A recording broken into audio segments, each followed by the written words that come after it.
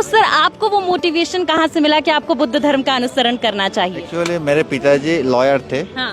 तो मैं बचपन से 16 साल जब मेरा उम्र था, मैंने पिताजी मुझे 4 बुक्स दिए थे। उसमें कुरान, बाइबल, गीता और त्रिपिटक। कह रही है तुम्हें जो धम्म अच्छा लगे वही ग्रहण करो, जो कोई भी हो। तो मुझे बाकी जो 3 धम्म है जैसे बाइबल, कुरान, उसमें हुक्म दिया गया है, मानना है, जानने का नहीं। तो मुझे उसमें रुचि नहीं लगा। सिर्फ बौद्ध धर्म में मुझे सबसे ज्यादा रुचि लगा। उसमें कहते हैं सुनो, समझो और देखो। अगर ये विचार अपो दीप भवा, तुम्हारे विवेक से अगर ये बात तुम्हें लगता है ये बात मानना चाहिए, उसी बात मानकर जीवन को आगे ले जाना दे, तो भी स्वीकार करो।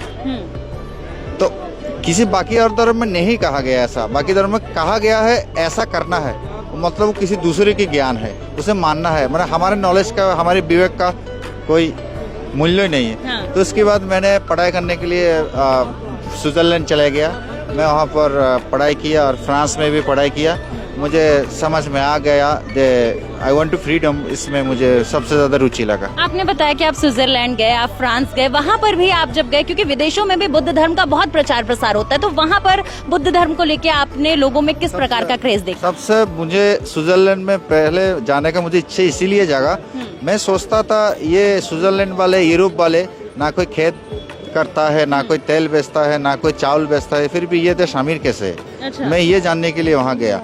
जब मैं वहाँ स्टूडेंट से बात किया तो वहाँ पर बात किया तो वो लोग कहते हैं, वो ज़्यादातर एथिस्ट होते हैं, नास्तिक होते हैं वहाँ के लोग। वो कहते हैं जो मनुष्य अपनी विवेक से आगे बढ़ेगा, अपनी बुद्धि से आगे बढ़ेगा, जैसे Albert Einstein, Stephen Hawking, Nikola Tesla, जितने भी साइंटिस्ट लोग हैं, वो कोई मजदूरी काम नहीं करते, सब नॉलेज से आगे बढ़ा है। आज भी हम उनकी पढ़ाई पढ़ रहे हैं। तो उसी प्रकार तो वो लोग ज्यादातर इस बात पर ऊपर जोर देते हैं अपनी बुद्धि को, क्योंकि हर व्यक्ति के अंदर एक टैलेंट है। कुछ लोग समझ सकते हैं, कुछ लोग नहीं समझ सकते हैं, तो उसको समझना है। जो वो समझ जाएंगी तो भी अब राज करेगा।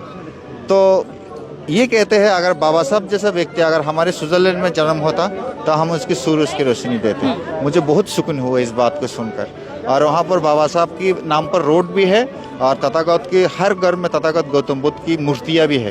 तो मैंने देखकर ज्यादातर यूरोप के देश बुद्ध के विचार को मानते हैं। ठीक है, सवाल ये है कि यूरोपियन देश बुद्ध को मानते हैं, तमाम विदेशी देश जो है वो बुद्ध को मानते हैं, पर भारत में अगर देखा जाए तो भी लोग उतने अच्छे से बुद्ध को नहीं जान पा रहे हैं। आखिर ऐसा क्यों है? क्योंकि उनका चाल बहुत पुराना है। हाँ, मुस्कुराते हुए आप कह रहे हैं बात धीमी आवाज में। क्योंकि उनका चाल बहुत पुराना है, कि इसीलिए नहीं सुना सका। बुद्ध ने सत्य को जैसा था ऐसा कह दिया और उसमें रट्टावर भी समझौता नहीं किया।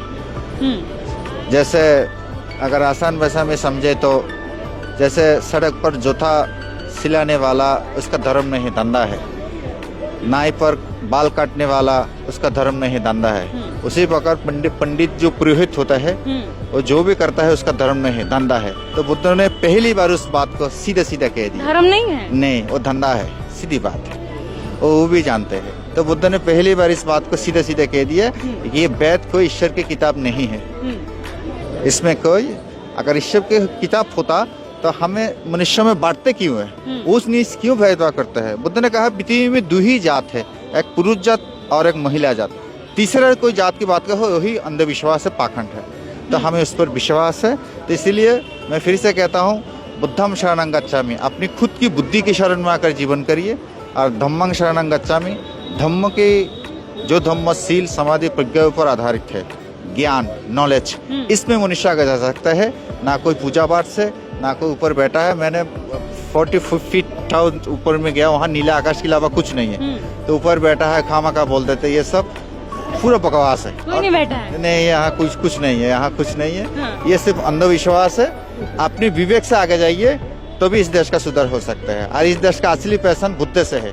और जहाँ पर भी खुदाई करेंगे बुद्ध निकलेंगे, जहाँ पर भी खुदाई करेंगे बुद्ध निकलेंगे। एक बड़ी बात कही आपने। और साथ ही साथ बुद्ध धर्म में जो है वो कहते हैं कि पहले हम आपको प्रमाण देंगे, फिर आप बुद्ध धर्म का अनुसरण करिएगा, फिर आप मानिएगा। वो भी मैं समझ गया आप जो कहना चाह रहे हैं।